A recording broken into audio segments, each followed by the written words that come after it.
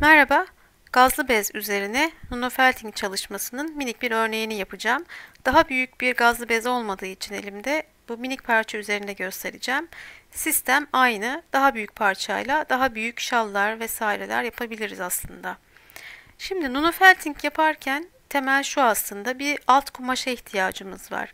Mesela bu benim kumaşım olsun, delikleri var bu kumaşın ve bunun üzerine yün döşeyeceğim. Bu elimdeki şönil tel de yün olsun. Temel şu, prensip şu, yün kumaşın deliklerinden geçmeli. Ya bu kadar ince olmalı.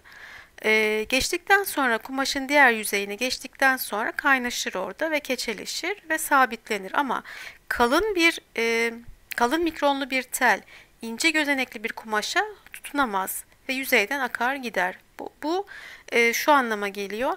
Her kumaşı nanofelting'de kullanamıyoruz maalesef. Şimdi benim burada kullanacağım gazlı bez oldukça gözenekli, %100 pamuklu bir kumaş. Bunu genelde giysilerde kullanıyorlar ya da atkılarda. Küçük bir numune üzerinde öncelikle çekme faktörünü hesaplamam gerekiyor. Ben bunu pembe yünle aynı boyuttaki bir gazlı bez üzerine denemiştim. Şöyle bulmuştum çekme faktörünü. Kumaşımın ilk uzunluğu kumaşımın ilk uzunluğunu biliyorum. Son uzunluğunu, keçeleştikten sonraki son uzunluğunu da bilmem gerekiyor. Her ikisini de belirliyorum. Enden ve boydan farklı çekme faktörleri olabilir. Buna dikkat etmek lazım. Şimdi kumaşımın eni 6,5 santimetre, keçeleştikten sonra 4 santimetreye düşüyor. Bu enden çekme faktörü 1,6 oluyor demek. 6,5'u 4'e böldüğümde bulduğum sayı. Boy 27,5'tan 16 santimetreye düşmüş. Bunu buna böldüğümde çekme faktörünü boydan 1,7 buluyorum. Ben bir bileklik yapmak istiyorum. Enle çok fazla işim yok. Boyla çalışacağım. Şimdi bir tane bilekliğin ne kadar kumaşa ihtiyaç duyduğunu hesaplayacağım. Yani kullanacağım bileklik işte çevirdiğimde 18 santimetre, 2 santimetrede üzerine kapanma payı vereceğim. 20 santimetre son hali olacak. Eniyle işim yok. Son hali 20 santimetre olacak. Bunu ben çekme faktörüyle çarpıp kaç santimetre kumaşa ihtiyacım olduğunu bulacağım. Yani 1,6 değil, boydaki çekme faktörü olan 1,7 ile çarpıyorum. 20 ile 1,7'yi çarptığımda 34 santimetre buluyorum. 34 santimetreyi masamda şablonun üzerinde işaretleyeceğim. Şimdi her bir parçası bunun yaklaşık işte 27 santimetre uzunluğunda. Benim yaklaşık 7 santimetrelik bir ek parçaya ihtiyacım var.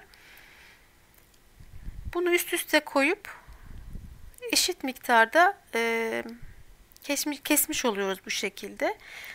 Ben burada kestikten sonra bir miktar üst üste kapadım kumaşı ama uç uca yaparsanız daha iyi oluyor. Yani bittikten sonra da hiç iz belli olmuyor. Önerim benim yaptığım gibi bu şekilde üst üste koymayın. Sadece uç uca ekleyin. Zaten yün onu çekecek, büzüştürecek ve aradaki o iz hiç belli olmayacak. Kumaş kuru haldeyken birazcık kalkıyor. O yüzden nemlendirerek sabitlemeye çalıştım zemine. Şimdi yünü döşeyeceğim. İthal yün, Avustralya Merinos yün kullanacağım. Yünü çok az kullanıyorum bu çalışmada. Zaten altta bir taban var. Bunun üzerine bir miktar yün döşeyerek oldukça hoş dokulu, birazcık kalın bir kumaş elde edebiliyorum. Kumaşımın üzerine yünlerimi uç uca gelecek şekilde dizdim. Uçtaki seyrek kısma da yünü birazcık katlayıp ters yönde yerleştirdim. Oda sıcaklığındaki sabunlu suyu kullanıyorum. Nanofelting yaparken kumaşın birdenbire keçeleşmesi istenmez. Pardon, yünün birdenbire keçeleşmesi istenmez. Çünkü biraz ona zaman verip kumaşın deliklerinden aşağı geçmesi istenir. O yüzden sıcak su kullanılmaz. Oda sıcaklığındaki su kullanılır. Üzerine koyduğum bu fuşya renkli fiber de tensel. Düz parlak tensel. Tensel bir miktar ıslandığı için onu açmam çok zor oldu, uç tarafını. O yüzden önce masada açtım, sonra yünün üzerine koydum. Bundan sonraki işlemler normal keçeleştirme işlemi. Tekrar söyleyeyim. Oda sıcaklığındaki sabunlu suyu kullanıyorum. Direkt sıcak su eklersem üzerine yüzeydeki yünler hemen keçeleşir ve kumaşa tutunacak kadar zamanı olmayabilir. O yüzden oda sıcaklığındaki suyla işlem yapıyorum şu anda.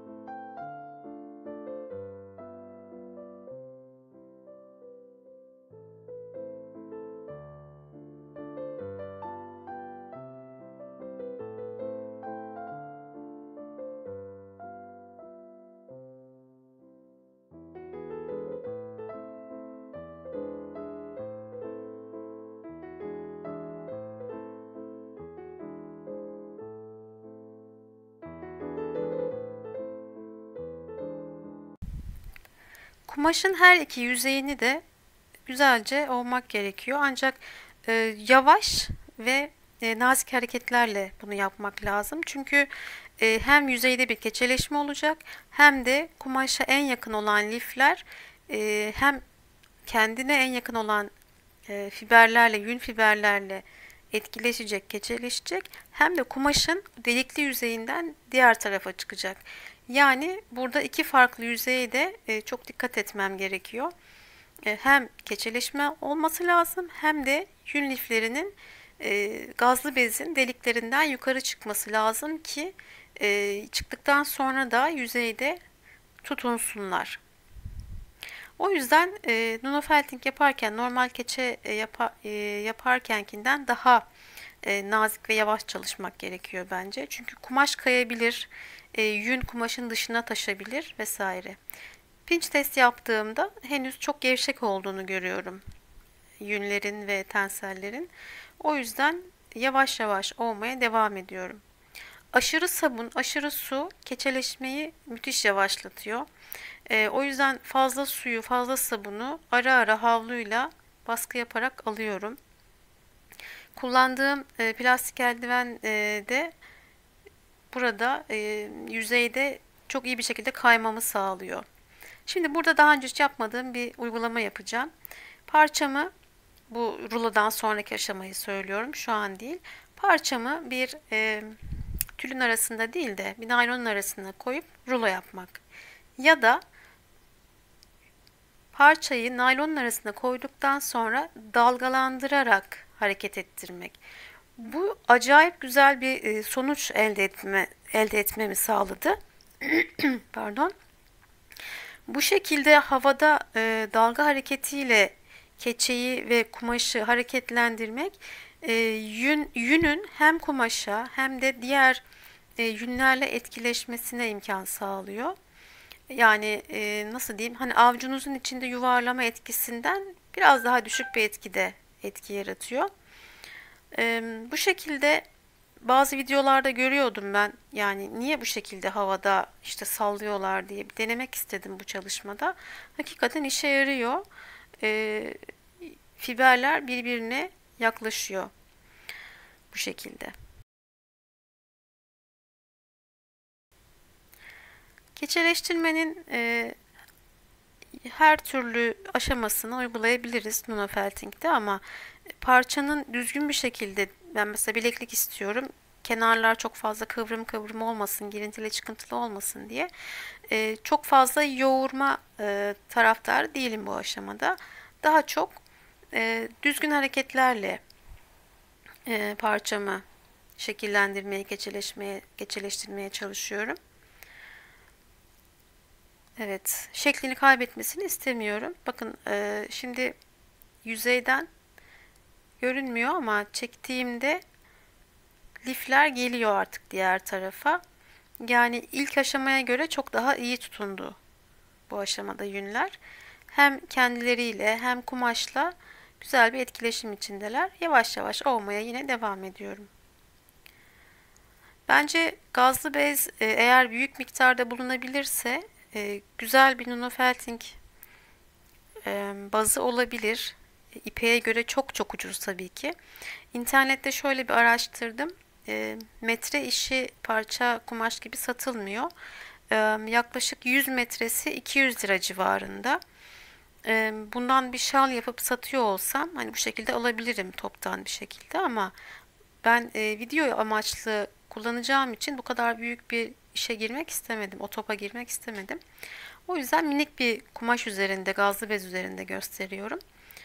Bundan elimde çok miktarda olsaydı ne yapardım? Yani kesinlikle bir şal denerdim. Bundan atkı denerdim. Çok güzel olur bence.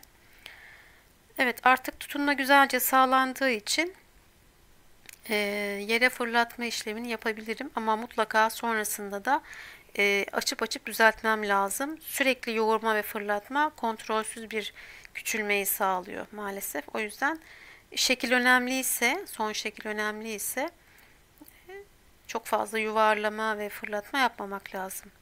Çünkü kontrolsüz küçülüyor parçam o zaman. Arada bir suya daldırıp sabunundan arındırmak. Bu arada şarjım da bitiyor.